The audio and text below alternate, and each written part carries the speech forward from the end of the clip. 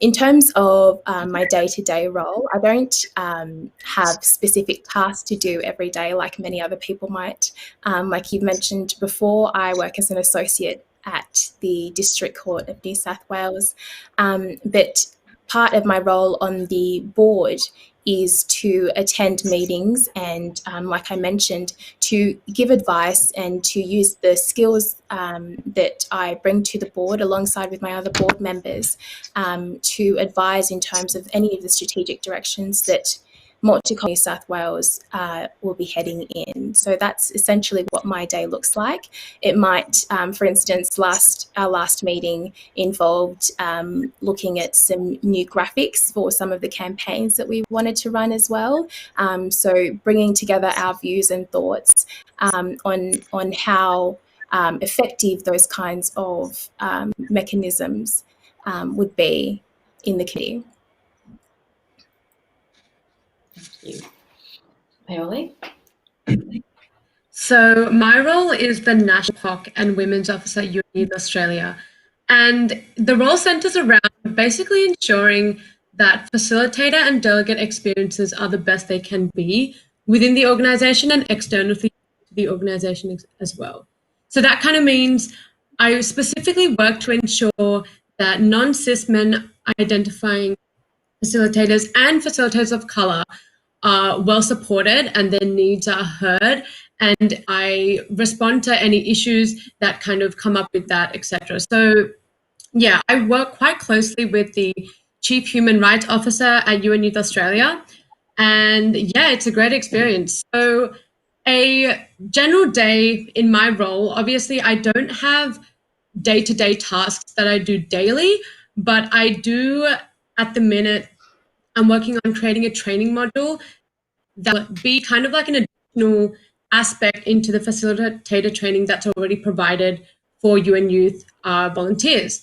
So that's kind of interlinking, navigating conversations about race, cultural competency, gender dynamics, microaggressions, kind of interlinking all of them together and creating a new module that facilitators can be trained with. So yeah, also dabbling into decolonization education and bringing that intersectional experience into what a facilitator would be doing in their work within UN Youth Australia. So a day in my life would be a lot of tools, collaborate with a lot of facilitators across the nation and get recommendations and ideas on what they want to change or what they want to improve within the organization. A lot of research and writing, obviously creating a training module. I work with a lot of different resources, so kind of extracting that information, putting that into workshop type format and creating that. And yeah, just having general meetings with any facilitator that would like to raise any concerns or even just have a chat about their experience as a facilitator. So yeah, thank you. Fantastic. And Sanjay, can you tell us a little bit about your role and your day-to-day, what goes on day-to-day for you? Yeah, sure. So at the moment, I'm working part-time as a research assistant at the New South Wales Inspector of Custodial Services. So it's a little-known organisation which only started in 2012, but it's a statutory organisation that oversees our entire correctional system in the state. So that involves the organisation going to different prisons, even regional New South Wales, youth justice centres. Some of those visits I get to be a part of as well. And it has a dual role of essentially investigative functions as well as policy reform functions as well. So some of what I get to do involves research, legal analysis, even preparing for parliamentary hearings, and so on. I'm also Vice President Social Justice at the UNSW Law Society, and there a huge part of my role involves looking at multicultural youth through our ethnocultural officer. So, for example, I've just spearheaded a new ethnocultural mentoring program, which is trying to help law students who are ethnically diverse to be able to be connected with people in the industry, and also bridging the gap between faculty and a student organisation like ours, so we can make sure that the policies that run the university truly suit the needs of our members. Great, thank you. The pandemic has impacted so many people across the country, and given that you guys work with a diverse range of people, young people, I'm really keen to find out what are the challenges that young people in multicultural communities have been experiencing this year. So if you guys could, what have you seen in the work that you have done with the people you have spoken to? What are the main concerns that have arisen over this year? Happy for any one of you to jump in. Esther, do you want to kick off that discussion?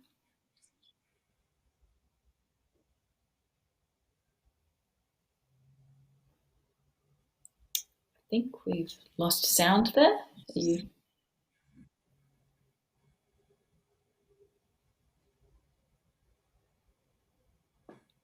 might just go to one of our other panelists while we fix that tech issue, if that's okay. Peoly? Yeah. So I think young people have been affected in a number of different ways, but I think academically and also seeing the mental health impacts on young people that have come about because of this pandemic is massive. And I've kind of seen that mainly in the university space. So kind of seeing how international students aren't provided enough support to both continue their education in a relatively stable manner, but also just be supported in terms of financially and socially by the university as well. And also within the organization, within UN Youth, and kind of again in that university space, taking on that mental health aspect, it's just there isn't much support provided for students and any young person to kind of reach out and talk about their experiences. A lot of youth mental health initiatives are, blocked, or they're quite busy, and I totally understand why. We're living in quite uncertain times, but I think there just needs to be more support provided, or even more resources provided on how young people can basically navigate this new normal. So yeah, I definitely see that one of the biggest impacts would be in that mental health space. Yeah, of course. And Sanjay, what have you seen with young people from ethnically diverse backgrounds? What are some of the challenges they've faced this year? Yeah, I think the main thing is, of course, the fact that they feel very disconnected. And I see this especially in the law space. A lot of ethnically diverse people tend to come from maybe Southwest Sydney. They're going to a city law school.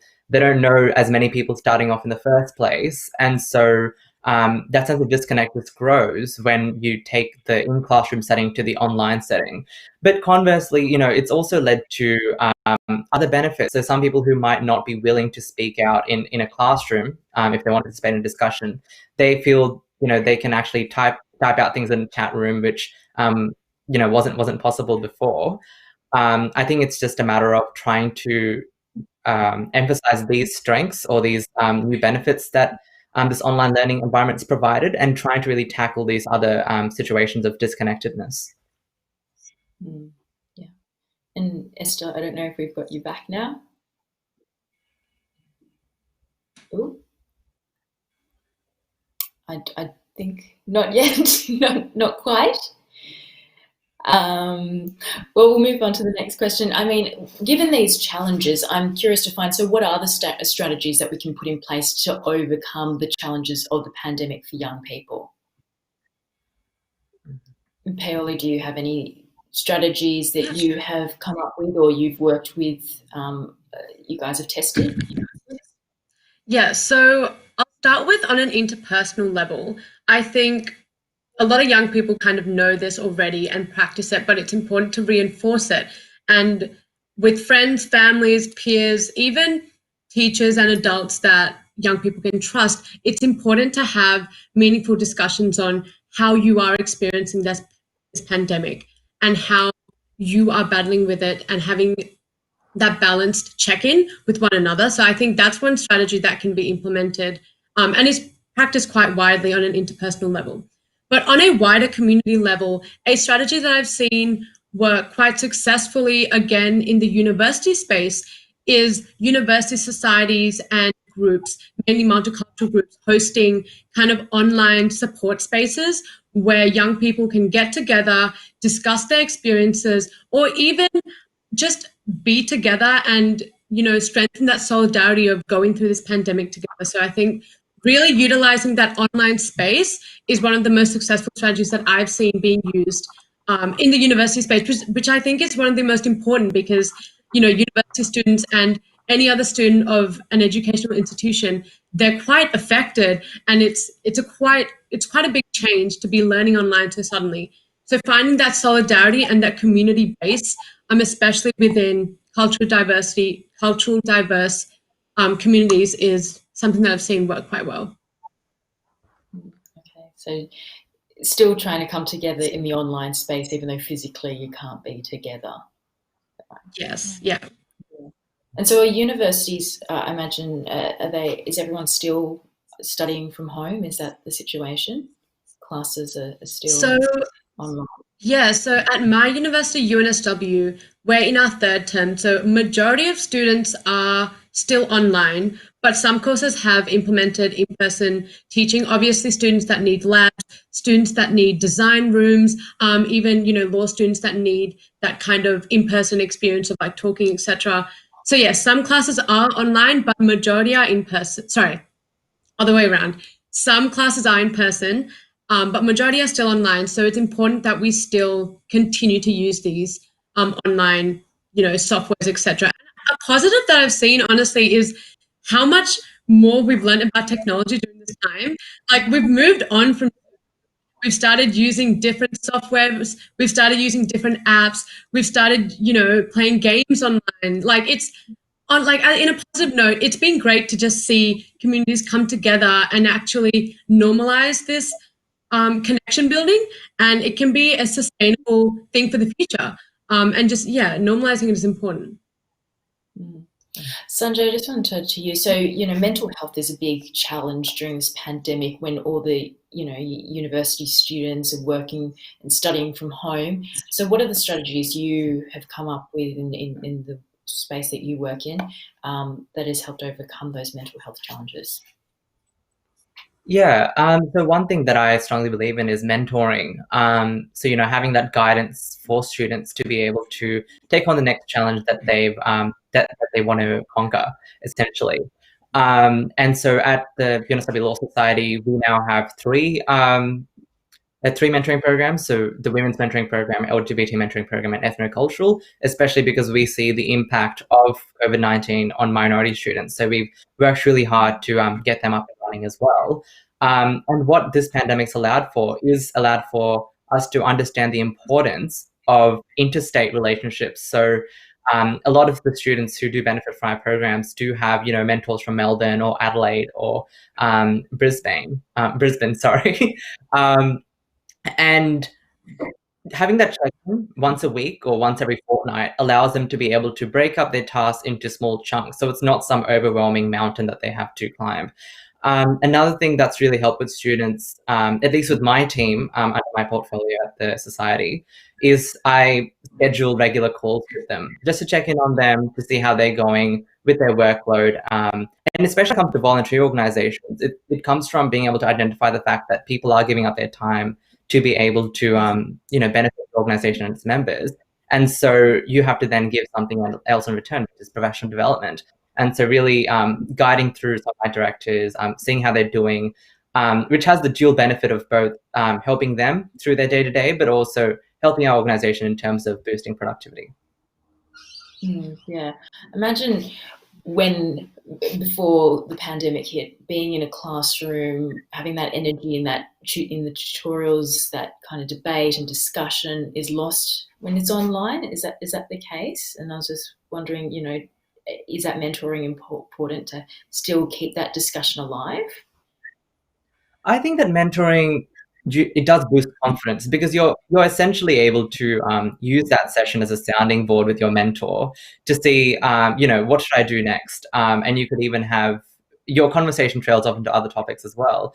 But I think that it really depends on the topic being discussed. I know that at least for law students, having, the chat room and also being able to, speak at the same time it means that there's even more opportunities to debate. And you can even link in articles and really substantiate the points that you're making. So some people have really gone forth and made use of that. For other people, it's been overwhelming. So I think it's a case-by-case issue.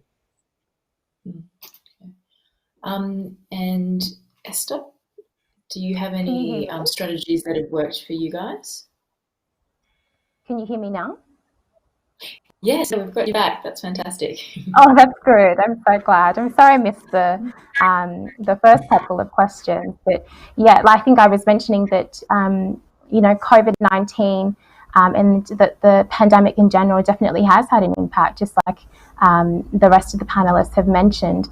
And Multicultural New South Wales has definitely noticed that, and is working really hard to ensure that any resources that we can provide are available for people from multicultural and diverse backgrounds to access. So, for instance, one way in which we've seen an impact is that many people who come from refugee or migrant backgrounds who are living in rural areas, after the bushfires, they're still recovering from those from that experience, and then also to have COVID happen very, very shortly or immediately after that has really compounded some of the impacts that they are facing. So one of the ways, or many of the different ways in which Multicultural New South Wales is assisting people from multicultural backgrounds, and particularly youth, is by engaging with our multicultural leaders and also religious leaders and organisations that are working in the multiculturalism space, to engage in dialogue with them, because in order to know what issues many of us are facing and people from multicultural backgrounds are facing, we need to find out what they are. So the Acting Minister, Dr. Jeff Lee, has been engaging with those community leaders to figure out exactly the issues that are being faced by members of our community, and that's really assisted us in terms of determining where resources need to go. So for instance, Multicultural New South Wales supported $4 million in funding to continue key refugee programs, including help for community hubs and school caring for refugee students, so targeting those kinds of areas. We also have our Multicultural Youth Advisory Network, which is known as Mayan, and that network has been convening regular meetings with youth agencies and youth people, including people and individuals from refugee backgrounds, again, to hear their views and to ensure that their needs and their rights have been protected during this period. And those consultations have revealed the difficulties that are faced by the individuals who are engaging in those conversations and those meetings. For instance, people having access to certain resources being disrupted. So offering being able to access agencies that offer shelter and support outside of the home, especially for individuals who are living in situations where there might be domestic violence as well. So those are the issues that have been really highlighted to Multicultural New South Wales. But in terms of some of the strategies that we're implementing, one of our campaigns is called Remove Hate from the Debate. And it's been an ongoing campaign, but I think particularly during COVID, we've seen an increase or a particular negative focus on certain members of our community in relation to the pandemic. And, our one of our focus areas has been increasing the visibility of that Remove Hate from the Campaign debate, just, targeting issues like racism, and negative stereotypes that might have been perpetuated and filtered into the community. So those are the ways that we're things that we have noticed, and ways in which we're implementing strategies to target and to also support members of our multicultural communities here. And what do you mean by those negative stereotypes? What are we talking about here? Yeah, so for instance, I'm sure we're all aware that there were many reports of people from, of Asian background or descent, having certain comments made to them. I know a couple of friends who either posted on social media that they had, negative comments stated to them, particularly in relation to COVID, and ensure, and that's not, that's just not on. Those kinds of actions and those kinds of negative comments to people. Multiculturalism and diversity is such an asset here in New South Wales, and in like this, what we need to be doing is working together to ensure that all of us have access to resources and access to information that's required, so that we can all help each other to get through this. Essentially, everybody is facing challenges in one way or the other, and many members of our community are facing more challenges than others. So negative stereotypes and racial abuse is not helpful in this situation, and it's really not what we're about as Australians, and especially here in New South Wales. So that Remove Hate from the Campaign debate has been really important, really integral in this particular time to take a stand and say, that kind of behaviour is just not on. And when we're discussing important issues, we're talking about COVID, that's just not, we're not here to blame anyone, or nobody is here to perpetuate negative stereotypes or information, really. Yeah, I imagine that debate is very important now, especially when people might be at home by themselves, and if they're getting that kind of racial abuse, they feel very alone. So in debate, having a community there to say this is not on is very important. We might turn to one of our video questions that have been sent in from Ahmet. Let's take a listen. Hey guys, I'd like to start off by thanking Affinity Intercultural Foundation and the brilliant panelists today for the wonderful discussion that you guys have been having. So my question starts off by acknowledging that young people's mental well-being, just like most people, has also taken a big hit due to COVID-19. However, the mental health benefits of volunteering and helping others has become well established within research, and really looks to be a great avenue for youth to not only support others, but also to support themselves a little bit. I'm wondering what kind of suggestions the panel has for young people who want to be more involved in supporting their community's efforts to get through these difficult times. Thank you. Very interesting question there about volunteering and for young people. Peoly, I might start with you, because I think that this is something that you explore in your work. Yes, definitely. I think, yes, so community service and social advocacy is a great outlet, not only to make a difference, but it feels good. I think we can all agree on that.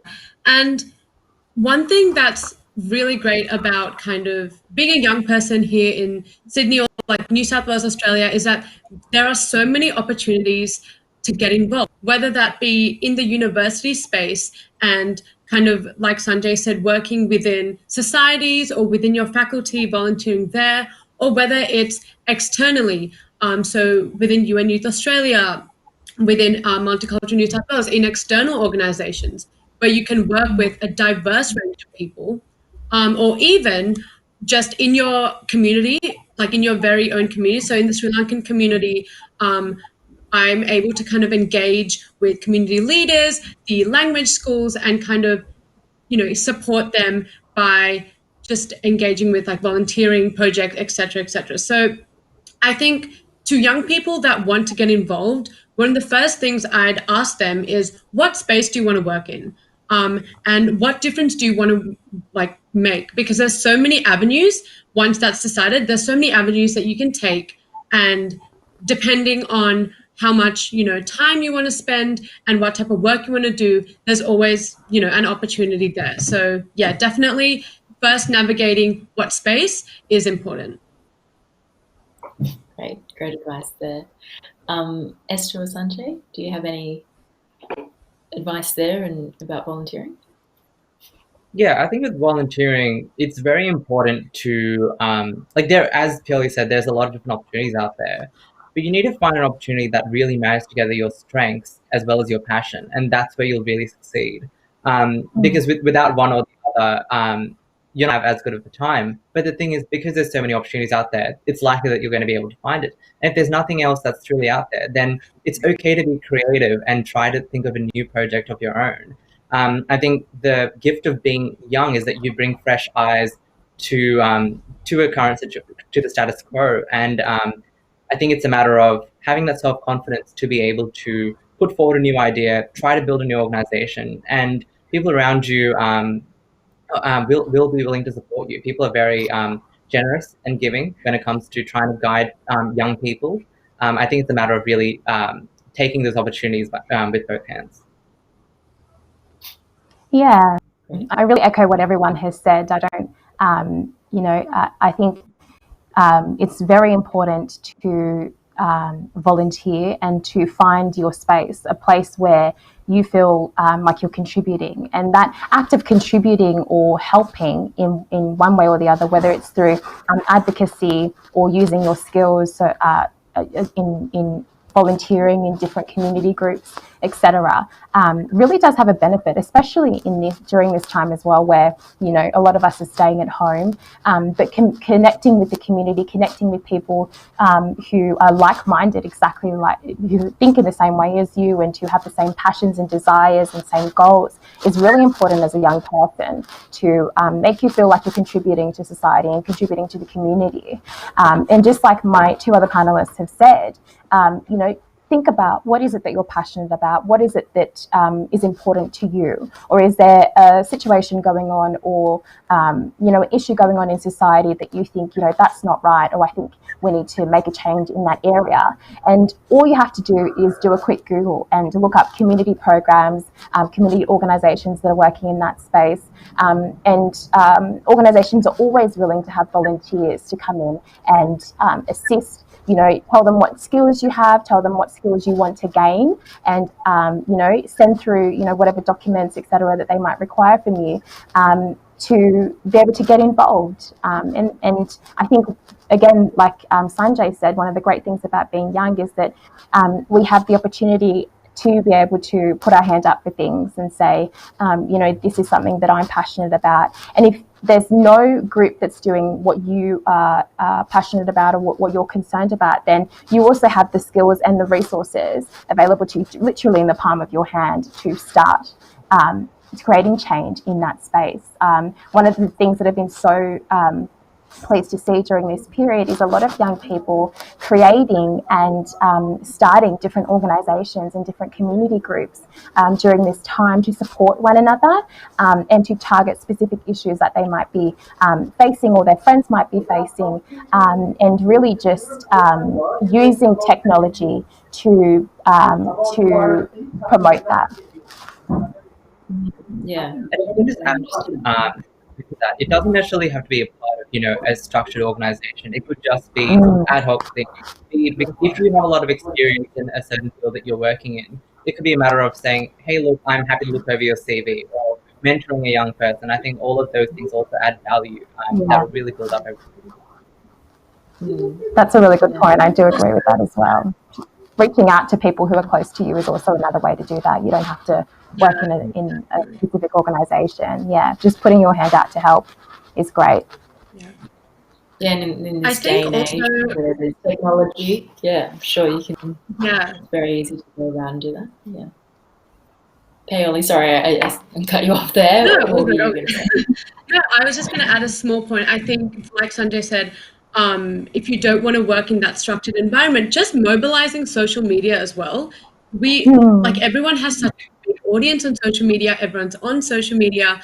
It's easy to get resources. Even sharing, resources that you struck a chord with and you learned something from on your story, or making a post, or sharing an article, that is also making a difference. So I think just making sure that you're doing something is what matters. Something that you're passionate about is what matters. You don't have to go to a large scale. Making a difference is still making a difference. And as a young person, that's the best we can do.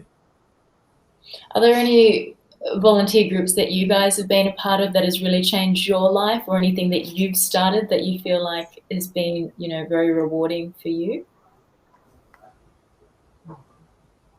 Yeah, so I think sorry, Peoly. No, go. I'll go after you. The wonders of technology. So I think during my time at university, I made it a point. I remember speaking to my father, I think it was in second year or something, and I just said to him, I just feel like I'm just, going to uni and going home, and I'm not really engaging with the community. I'm not getting the feel for the community. And he advised me to, look out around me to see areas in which I could volunteer, because I'm really passionate about feeling like I'm giving back to the community, because the community gives so much to me. So one of the first things I did was I volunteered at an organisation called Justice Action, and Justice Action promotes the rights of prisoners who are in custody. And being someone who studied law, it was really important for me to have a balanced view of what it means to actually be an advocate for people. Everybody deserves a right to have an advocate for them on both sides of the law. So that was a really interesting experience for me in terms of having a holistic understanding of what it really means to be a lawyer and to represent people. I also spent some time working at Redfern Legal Centre, volunteering there at their front desk, and that was a really great way to put my legal skills, the things that I was learning in theory, into practice in terms of servicing and helping members of the community. So again, just look out. There will be groups on campus that you can volunteer at. If you're part of have a religious faith, there will be religious groups that you can join in your community as well. And like we said, if you don't see it, then start it. Yeah, that's true. Yeah, that's really powerful. We might turn to another video question that was sent in through by a question by Daniel Noor. I think this will be interesting about social media. So let's take a listen to Daniel's question. Hi Affinity, my name is Daniel. I'm the chair of the Australian Egyptian Youth Forum. We're a mentorship and advocacy organisation that promote the visibility of Egyptian youth in Australian society. My question is around the topic of mental health. Social media is kind of a blessing and a curse, because on the one hand it can help us to feel more connected to each other, but on the other it can give us a feeling of insecurity because of the emphasis on comparison and the feelings of low self-esteem that it can sometimes inspire. So anyone on the panel who can speak to us about towing that line and getting the balance right between connection and also solitude? Yeah, we have talked about the power of social media, but it can go either way, right? Anyone would like to kick off the discussion about that? Yeah, I'm happy to do it. I think with social media, it's very hard to not get stuck down the rabbit hole of wanting to compare yourself with other people, and that's even things like LinkedIn or Twitter or Facebook. It's in all forms now. But I think there's two main things. One is self-restraint, so knowing how much time you're really spending on social media.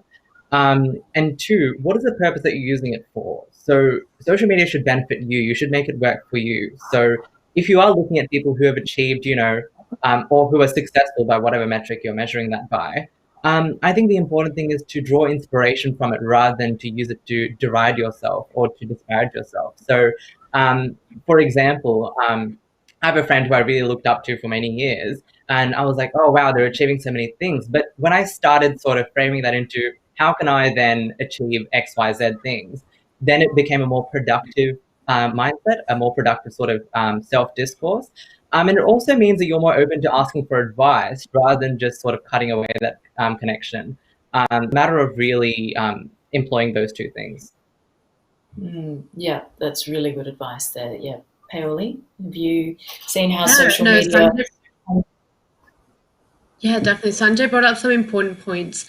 And I like that he mentioned purpose. Social media should definitely be used as a platform to kind of share your experiences, share what you're doing in life, etc., but also like a place to take inspiration from. But in saying that, I think it's important to remember that what we see on social media is a very curated representation of someone's life, or what someone's doing. It's not reality. It's not their constant reality, at least. It's distilled, curated. It's one photo, two photos, a caption, etc. So I think really remembering that, recognizing that, and detaching that beautiful, like that perfect image you see, and realizing that there is a real person, a real life, or whatever behind that. And what I like to do more specifically for, say, Instagram is clean up my feed. I want to be following people that inspire me, that make me feel better, or I want to be following organizations that I can keep up to date with, or news sources, or artists that I enjoy. So cleaning up your feed is just a great strategy that young people can do. And I think a lot of people forget that they've been following certain people for years, and it's that mind scrolling that really feeds into that comparison addiction. So yeah, cleaning up your feed and remembering that who you follow should be people that make you feel good, whether that's academically, socially, career-wise, anything. Yeah, no, it's really good advice. Yeah, I feel like sometimes you can be just maybe following one. It's very easy to get caught up in this tunnel kind of vision in social media as well, where you're just seeing through this one lens. So it's good to clean up your feed, as you say, maybe have a look from another and diversify as well. Yes, yeah. Esther, any thoughts there? Yeah, no, so I fully agree with what everyone else has said as well. It's really important to realise, and you need to tell yourself when you're on those platforms, that what you're seeing is a highlights reel of people's lives.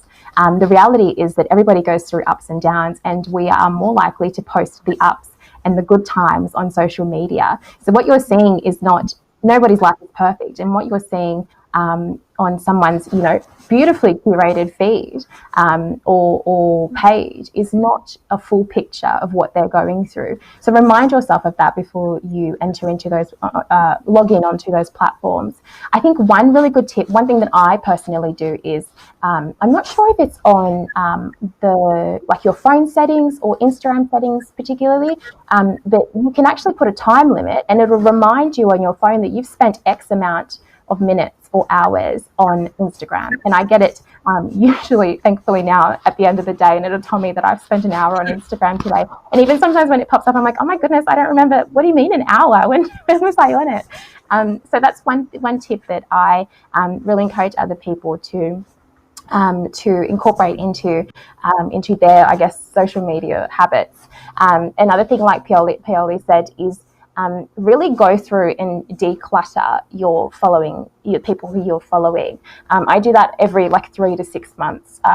Just like I change out all my clothes every 3 to 6 months and go through and see what's working for me. Has my aesthetic changed, all that kind of stuff. I like to apply that as well to social media and just go through your list and I'm like, who is this? When did I start following them? Or sometimes I'll see a couple of times someone post something and I'm like, I don't really, that's not really my vibe anymore, or that's making me feel a certain type of way, so I will unfollow. I think sometimes we might feel a bit too hesitant to unfollow people, but I've been a bit ruthless with that in the last couple of months, with just unfollowing people who either don't share they're sharing views that I don't necessarily agree with. And I think Pearlie made a really good point in terms of diversifying and following people who certainly do challenge your views, but people who, are just saying things that really shouldn't be said as just a human being, really, or as part of our community here. Unfollowing those kinds of pages, only following pages that really are pushing me to be the best in whatever area that is. So for instance, like in the legal field or in the business sector or in the community sector as well, people who are inspirational to me. And Sanjay again made a really good point in terms of training your mind to think, instead of, oh, they're doing something really great, why am I not doing that? Or comparing yourself and really being down on yourself, thinking, oh, wow, they're doing something really great. And a really good thing to do is to actually comment or like on that person's post. Because that action is training your brain to think, I'm actually really happy for this person, and I'm super glad for your success. And then follow that through again and say, they've done this, they've done etc. hop into their DMs and say, you know, congratulations, I just saw, you know, whatever, could you share a little bit with me about how you got there, or, you know, any advice or whatever, so that you're not feeling like you're competing with someone on the other side of the screen, but you're actually you're working together to both be the best people that you can be, or the best versions of yourself. Yeah. Great advice. Thank you. That's amazing. You guys have very fantastic advice for all the young people out there. I hope they're taking notes. Well, we have some virtual questions from virtual Q&A, and people have been sending them through, so thank you so much to everyone. One of them is currently students joining online for their university studies and are unable to gather and socialise. At times, cameras aren't turned on and students are unable to bond. Do you think that after COVID-19 we will see any drawbacks with communicating and understanding people from all walks of life? It was very interesting, yeah. And I mean, I'm also interested to understand, how are tutorials conducted these days? Do you have to switch on your camera or not? You can be totally distant. It's really the teacher's like preference. Like I have a couple of tutorials where it's compulsory to turn on your camera, and I have others where no one turns it on. So it's up to them. I think in terms of post-COVID, in terms of communicating with people, yeah, it's going to be a challenge. Like I know personally, I don't know if this has been everyone's experience. I don't know what to do with my hands if I go and see someone anymore, because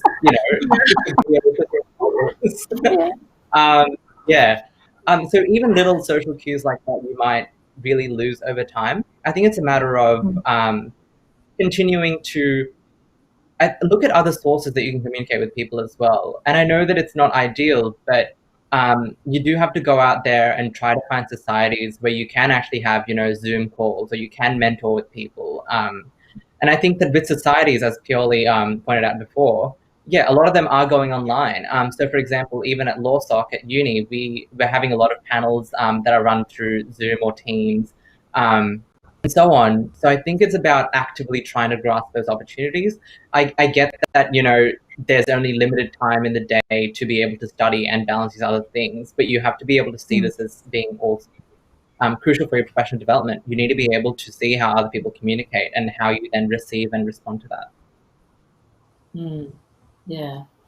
I think, Sanjay, just jumping on what you said about kind of joining societies and stuff, what's important is in this post-COVID world, it's important to note that, these online technologies are going to continue because we've kind of gotten used to them, and it's just a great way to connect. So when in-person tutorials or classes do become more regular, I think young people need to remember that they do need to put themselves out there to meet people again. I think even going back on campus a few days, just in the weeks, I forget that I have to, get to know people. We've been used to seeing the same faces online, and we've been used to isolation, just being around our family or being around the same types of people. So definitely, if you do want to go meet people, you need to put yourself out there, and societies is a great way to do that. So definitely just adding to what I said. I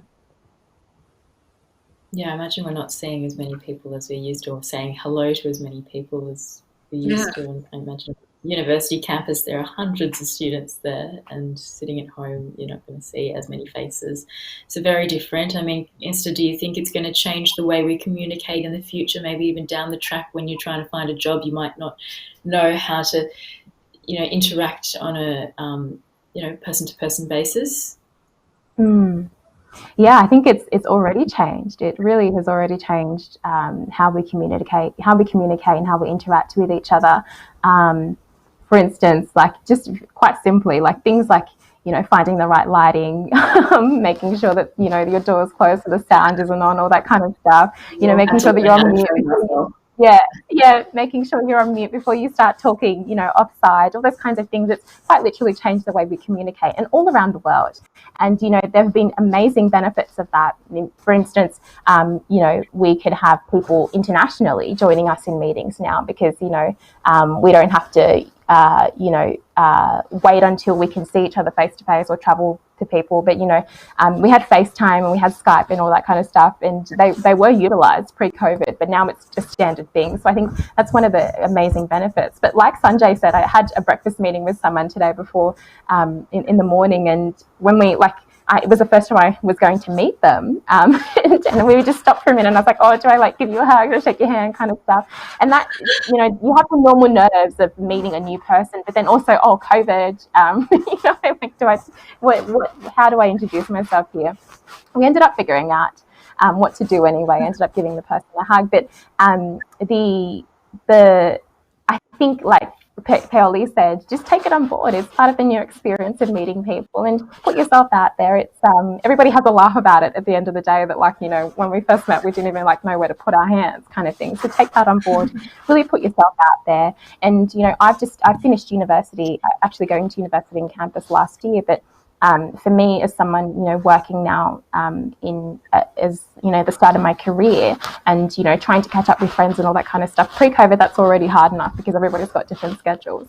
But I think if you put a different perspective on it and think, we get to meet each other in person less now because of social distancing requirements and so on. But when we do get to meet each other, that's really good quality time that we're going to spend with each other. And you really, like I said, distance makes the heart grow fonder, but kind of applying that here, that oh my god, I haven't seen you in 6 months. It's so good to see you when you get to catch up. And the times that you do get to see people, obviously in social distance, complying with social distancing rules, those times are really good quality periods of time that you get to spend with people, and really are interested in what's going on in their lives, and get to find out a lot more about them and to make closer connections. So I think it's definitely going to be an awkward transition, really, but it's something that I think if we just take it on board and take it in our stride, we'll learn how to live in the new normal. I know we've talked about university life a lot, but if you could cast your mind back to high school, one of our audience members is curious to find out what your advice would be to high school students who will be completing their studies this year. During a very, very different year. The HSC is stressful enough, but I can't imagine how difficult it must be for those students this year. What advice do you have for them? Peoly? Yeah, so I was just going to say, I completed HSC just last year, and it was hard enough. And just thinking about how much the students have to go through this year, not seeing their teachers in person, and getting worksheets online, test papers online, it's just so much more difficult. So what I want to kind of tell the high schoolers finishing this year, or even next year, because everything's quite uncertain, is that perspectivize your experience of Year 12. You completed Year 12 through a pandemic. You had to take online classes when no other grade had to do that. You had to take online tests, in-person tests were delayed. You didn't have certain assemblies in Year 12, carnivals and stuff like that. So I think when you perspectivize your experience, you realize how great of an achievement you've actually accomplished, graduating this year. I think definitely starting with that is what you have to recognize, because anyone that's out of high school or even in high school, young people, we're all proud of you. We're all proud of the grade of the class of 2020, because it's a massive feat to graduate this year. In terms of kind of fears for getting a certain ATAR mark to enter university or other educational institutions, I think that I know from university more so, but educational institutions are providing or are building up more support systems. So whether that be more financial assistance, more scholarships for degrees such as law, or even just different systems of how you could defer courses, etc. There are a lot more coming. So I think explore all your options. Don't be fixated on one certain degree or one certain outcome. Know that any path you take will be the path for you, whether that's a little longer or whether that's the path that you that you were expecting. You will get there, and I think take it slow. I think there's a month till HSC begins. Perspectivize your experience and realize that even graduating is a big achievement, and you will get through it. Yeah. That's fantastic. You're a real cheerleader for those high school students. I'm sure they'll really appreciate that advice there. Anything else that you'd like to add, Esther or Sanjay, to that, or anything else you have from your experience? Yeah, it's important to have a level of balance as well when you're studying. You can't just study, the whole 24 hours a day. You have to split it up into, okay, maybe going for a jog at some point in the evening, maybe calling someone. So you'll actually get a lot more done that you set out to do at the start of the day than if you were to just sit in front of your computer for the whole day. I think another thing is be willing to ask people for advice. Like, it's okay to be able to ask people who've completed the HC in previous years to be like, how do I solve this problem? Or how did you study? What was your timetable like? People do understand that you're going through a very tough time. It's a strange predicament to be able to be doing, your end of high school exams at the same time as a pandemic, at the same time as, these other crises that our society has to contend with. Apart from that, I think, like Peoly said, put it in perspective. It is 1 year. It is a snapshot in time of what you've done on the day. You could be the brightest student and something doesn't go to plan on the day. So really don't look at the HSC as being, a measure of your value. See it as a pathway to opening new doors. It's not necessarily, the certain degree or the certain university that you go to that will necessarily change the trajectory in your life. There are people who succeed no matter where they go, as long as they work really hard and set their sights on what they want to achieve. So you'll be fine. Yeah, I really echo. Yes, I really echo what everyone has said. I think I have quite a few family friends who are also going through the HSC right now. And I think the biggest piece of advice that anyone can give you is to just try your best. And what I practice in my life is whenever I'm going through a particularly challenging period, or even a period where I know that the outcome or the end of this, is going to be quite important, or has been built up to be quite important, because the HSC seems to be like this thing that's built up as quite important, is to write down exactly what you're going through at that period. So for instance, we're going through a pandemic. That's a pretty big deal, and it's literally changed the world. It's changed the way we teach, changed the way that students are learning, and changed the way that they're, sitting and writing tests and assignments and things like that. So really, if you're someone who likes to write things down, write that down. I'm doing the HSC in the middle of a pandemic. And again, like Peoly said so well, perspectivize your experience, and look at it as such an interesting thing. At the end of the day, you get to say, I sat the HSC in a pandemic, not like, it was such a unique experience. And I think, like everybody else has said as well, at the end of the day, the HSC is not the be-all and the end-all. It really, really is not. And, you will end up where you are supposed to end up, regardless of what your result is. You are not a number. And I know that that's such a cliche thing to say, but you really, really are not a number. All anybody can ask you to do is to do your best in the circumstances that you find yourself. And at the end of the day, if you've done your best, if you've given it your best shot at the time, then that's all anyone can ask. And you should be really proud of yourself for even making it to this stage, and for being someone who is going to sit the HSC. Yeah, for sure. What about for those students who are at university towards the end of their degree? I'd like to find out from you guys, have any of them expressed any concern about finding a job in these times? A lot of companies are probably reassessing, who they're going to hire. Is that a concern for young people at the moment in their final years? Is there, they have probably a dream job that they were looking towards at the beginning of the year, and then the pandemic hit, and maybe that's all changed. Is this something that you're hearing from students? Definitely. And I think having gone through the clerkship process this year, which has been it's a fabled process that a lot of law students go through, and going through it during a pandemic has been quite interesting. And yeah, it's definitely a concern. We've seen competition ramp up to get into different places. A lot of students are, of course, stressed, and they're applying to even more places than before. than they would have otherwise done last year. I think it's a matter of really, again, networking and connecting with people, but also trying to keep your mind open about the opportunities that could truly suit you. It could be, it's not necessarily firm XYZ that will suit you best. So I think it's a matter of seeing what your strengths and skills are and then casting your net a bit more widely than you otherwise may have.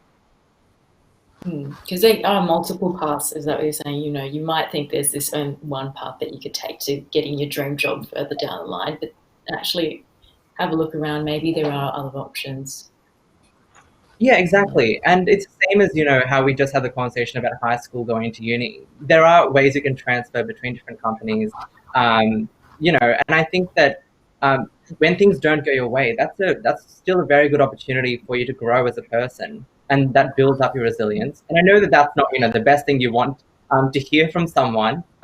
You'd rather things go to plan, but you need to be able to take hold of that opportunity with both hands and see how that helps you and how you can then sell that. You can say, I had a lot of difficulty during the pandemic. I was able to actually overcome all of this in this strategy, and that might actually look quite attractive to its employers. Yeah, definitely. Yeah. So I was just going to hop on what Sanjay said. Yeah. I also went through the clerkship process, and it is, for lack of a better word, grueling, because you're trying to keep up your grades and your social life, et cetera, and you have this list of, firms or organisations that you're wanting to work with, and you have a specific time frame that you have to get those applications, and you want them to be the best. And to have on top of that, the impact that COVID has had on many sectors in society, it must be a very stressful situation. But I think, again, like Sanjay said, really think of it, again, twisting the way the angle at which you're thinking about these issues, and think, we're in a pandemic. This is the situation. This is the lay of the land. How can I make the best of this opportunity?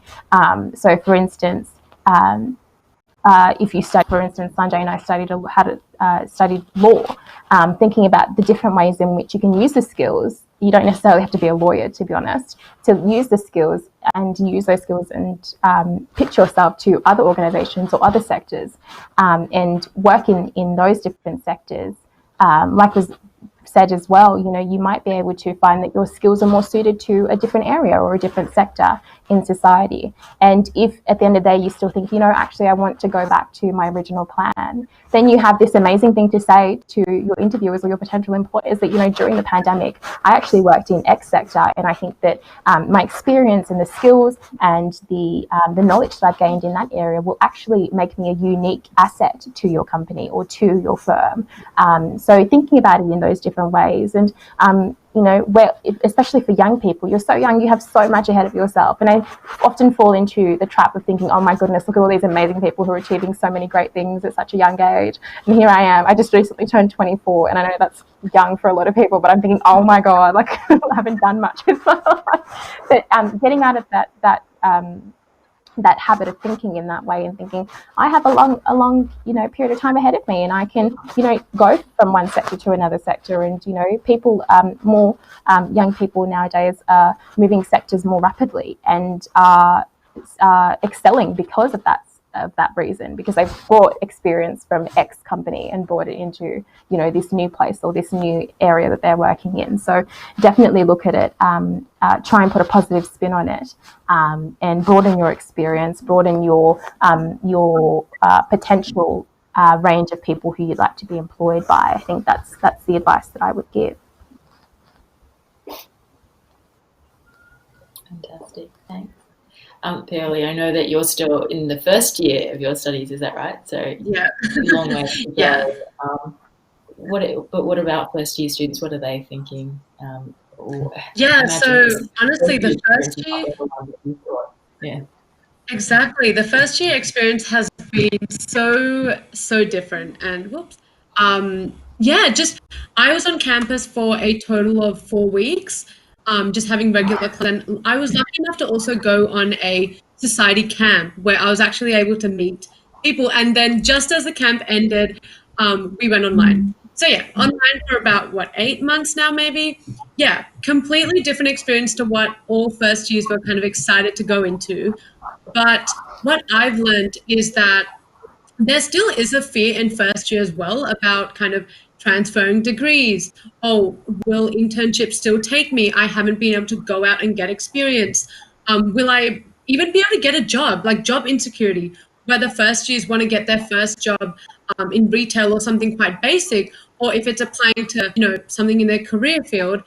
Yeah, there are those insecurities, and what I've learned this year is that really putting yourself out there in the university spaces and utilizing the online spaces that are provided for you is valid experience. I think we forget that, organizing a Zoom event with your society, that is valid experience. Do not invalidate that. That is, making a difference, and that is community service. So being proactive about what you can do in the months that we have had, and then now that campus is kind of half on, going into campus and seeing what your options are there. So is it volunteering at the library desk or something simple as that?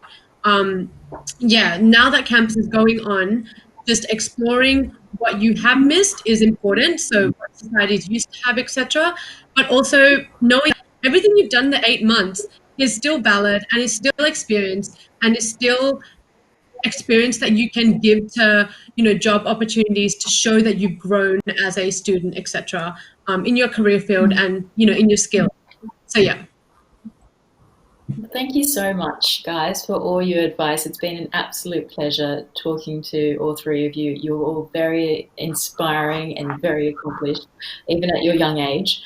And I'm sure that our audience members appreciate all your advice, and hopefully they've been able to take away something from this discussion.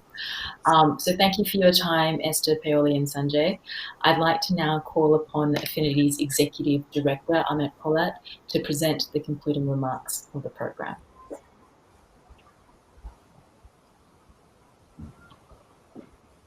Thank you, Lydia. Good afternoon, distinguished viewers, my newly extended families, uncles, aunties, cousins. Thank you for virtually joining today to Affinity Youth webinar episode, collaborating with UN Youth New South Wales, Multicultural New South Wales, and LawyersWeekly. I am truly delighted to co-host this event with youth-led organizations to educate and empower young Australians on global and local issues. First and foremost, I would like to sincerely thank our passionate young voices, Esther, Peoly, and Sanjay, for not only raising your voice today, but for trying to inspire and make a change for Australian youth. Thank you, Lydia, for fantastically facilitating today's webinar and contributing with your valuable comments. I would also like to extend my thanks to those working in the background, Nayonika, Robert, Prablin, and my cousins Matthew and Rumesa.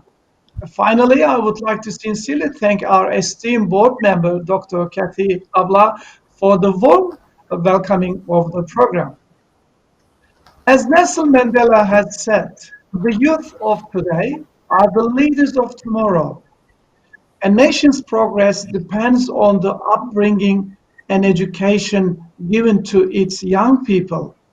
Nations that have raised their young people correctly are always ready for progress, while those who have not done so find it impossible to take even a single step forward. I believe